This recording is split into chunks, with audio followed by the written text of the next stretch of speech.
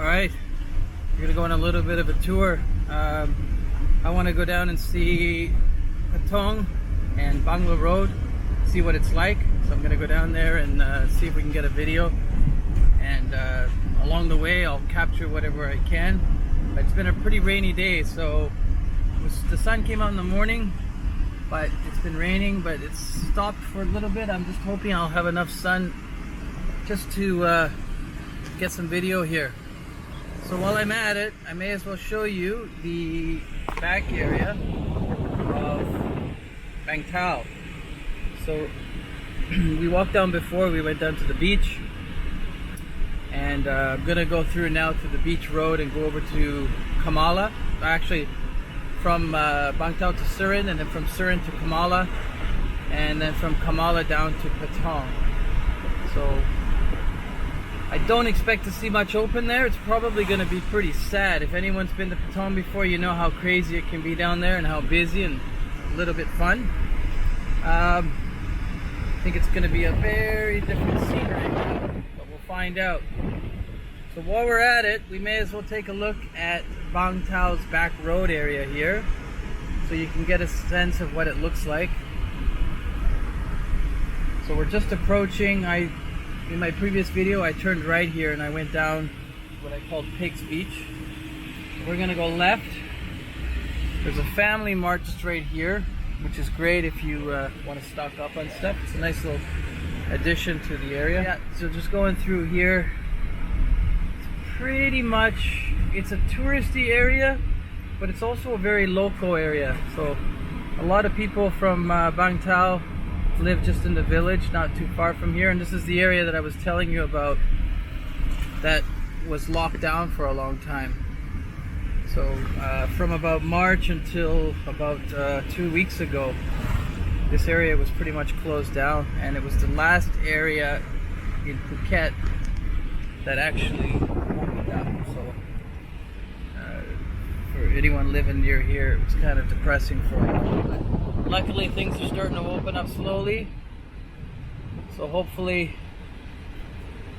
it'll be all opened up by about October, I would imagine. And then tons and tons of like little restaurants, massages. Unfortunately, not a ton of great restaurants through here, you know. The more you are in a tourist area in Phuket, the more likely you are to pay more money for food that's not necessarily the greatest food. So I was mentioning in my earlier video about places to stay if you want to come here more on a budget. So I'm going to show you a hotel that I usually recommend for my friends when they come here. It's just up around the corner. So just right here we've got the Best Western Premier, which is like a 4 or 5 star hotel. Pretty good. So if you want something a little bit nice for a family, the beach is just right down there. There's a restaurant down there called Beach Cuisine. It's owned by a French guy. It's pretty good. Oh, I passed the hotel. Sorry. Well, this is one of them as well. This Ma Maison is pretty good for like basic accommodation. Not the best hotel, but just beside it here on the left was the Andaman Seaside, which is the one I wanted to recommend. So it's a hotel that's worth checking out. So right now there's not much going on here because it's still not fully opened up, but if you look down this right here, this is where you have a bunch of little bars and some massage shops, and those are all pretty much well, they're like storybooks, I guess. They come with the happy ending. This is a bar that's owned by a friend of mine. This BSB, Bangtao Sports Bar. It's owned by a guy that I know from Vancouver. Carl, really nice guy. So he owns that with his Thai girlfriend, and he's been giving out lots of food for charity over the last while since he hasn't been open. Looks like the sun's coming out, which is nice. Hopefully we won't get stuck in the rain, because I'd like to actually go and walk around Patong. I want to see Bangla Road. I haven't been down there, oh god, for probably about 4 months or so now. Now just up on the left here, you can see this Sutai Muay Thai. This is actually a Muay Thai gym is opened by one of my co-workers. Her name's Amy. Alright, I'm just going to take a quick tour of Surin Beach here to see if anything's going on. I don't know if I can actually go down here or not. Alright, so here we are, Surin Beach. As you can see, it's pretty much empty. And it's a weird thing to be in Phuket right now and have pretty much the beaches to myself. If you've been to Phuket before, you know how busy it can actually be here. Now we are in low season, it's June, so it is the rainy season, so the water is quite rough. It's not really a good beach to be swimming in. I wouldn't advise you to swim here right now. You'll see that along the beach there's all these red flags. So the red flags, if you see them up, means no swimming. There's actually a pretty strong undercurrent, so you don't want to be going in. But yeah, so Surin's right there, and then further down is where we were in Bangtao. And then over here, you've got the south side of Surin. But if you went, actually, I'm going to try to do this maybe another day, if we get a good day. But if you actually go around the rocks there, whoa, the water just came in. If you go around the rocks there, you can climb over, and there's a really nice hidden beach. There's only two ways to get there. You either have to hike over, or sometimes during certain times of the year they have boats that can take you over. But you're just going over to Lam Sing Beach. And I'll see if I can get I'll stop up along the way to show you what that looks like from above. But that's a great little beach, but I do not go there this time of year really though. It's the water's rough, so it's not ideal, but it's a nice little hidden place. That's there. And I think I'm like one of like 4 or 5 people on this whole beach right now. Crazy. Alright, let's keep going. So I'm going to show you Lam Sing Beach as I go up the hill, and then I'm off to Kamala and then over to Patong. Yeah, so as we can see, there's been a lot of construction here.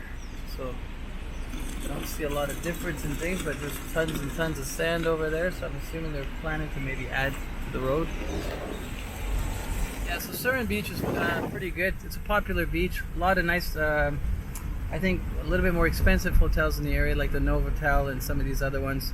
It's not really my style, Surin, but I do like to come here when the weather's good and the water's not so rough. Surin's probably one of the better beaches for swimming, I think.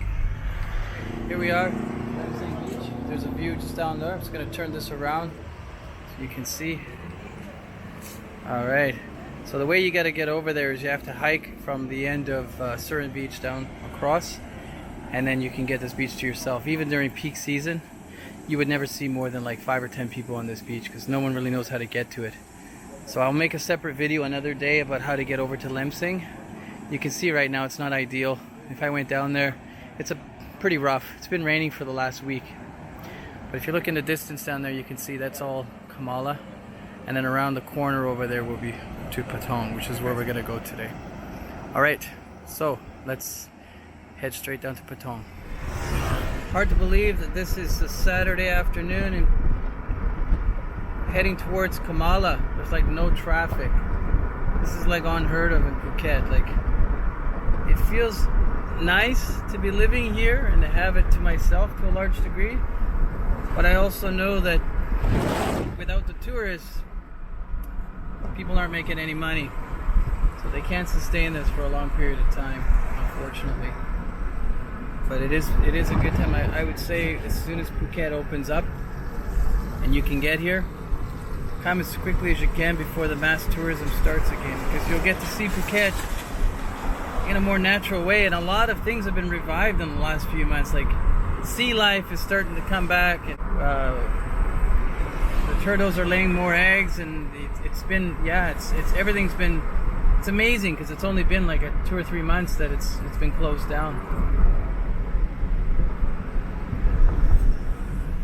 All right, so here we are. This is Patong. This is the beach. Look at that. Hard to believe this is normally packed full of tourists. This is also the same beach that was so heavily impacted by the tsunami in 2004 on Boxing Day. But yeah, I mean, it's a sad thing because Phuket managed to come back from that. You know, the tsunami and the impact that had on the economy.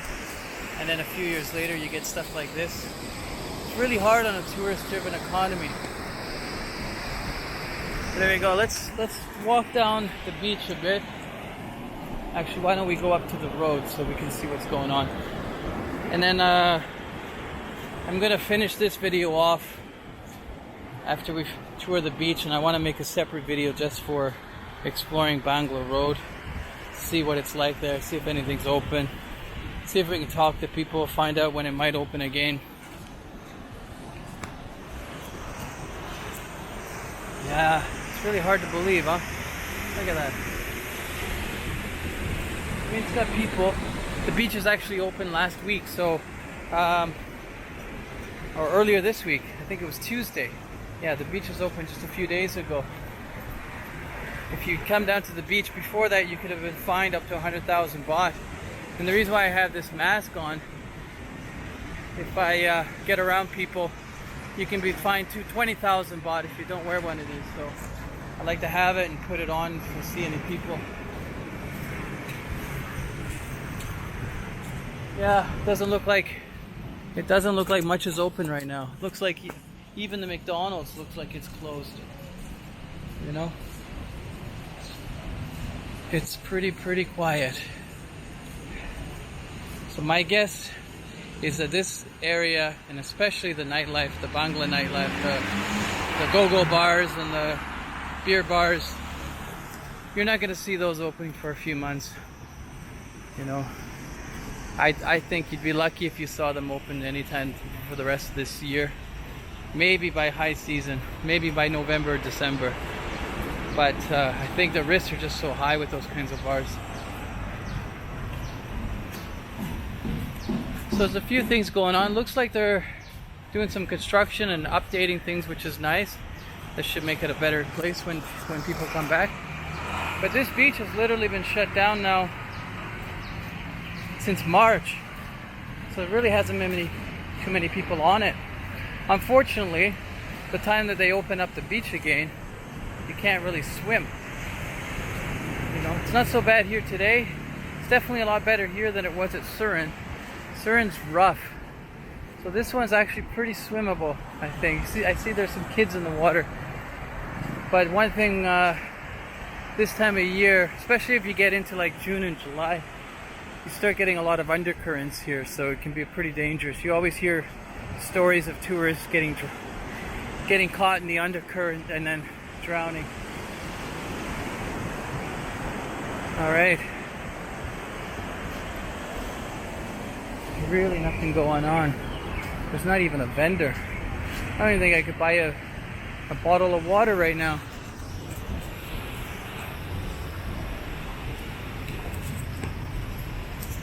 Okay, so I'm just gonna end this video right here, and please come next. We're gonna go check out Bangla Road, so make sure you check out that next video.